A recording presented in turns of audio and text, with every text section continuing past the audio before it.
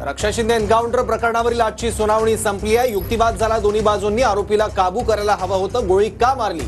त्याचबरोबर 4 पोलीस एका आरोपीला काबू करू शकत नव्हते का, असा सवाल देखील कोर्टाने वकिलांना विचारलाय।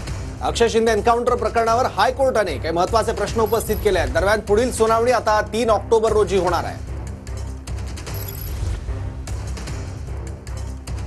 एन्काउंटर प्रकरणावरून हायकोर्टाने काही प्रश्न विचारले आहेत सरकारी वकिलांना। त्यातला पहिला प्रश्न, डोक्यात गोळी का मारली?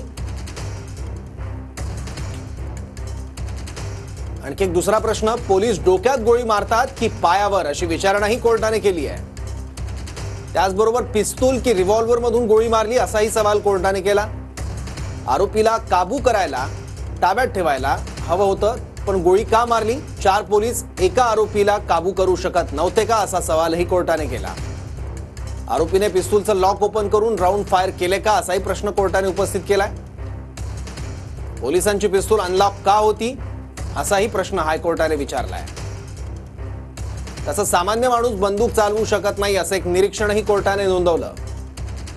याला एन्काउंटर बोलू शकत नाही, एन्काउंटरची व्याख्या वेगळी असते, असंही कोर्टाने अधोरेखित केलंय।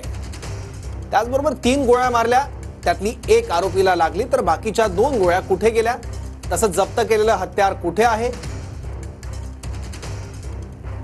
असे 10 प्रश्न कोर्टाने विचारले। त्याचबरोबर गोळी जवळून मारली गेली, शवविच्छेदन अहवाल बघून कोर्टाने निरीक्षण नोंदवलंय।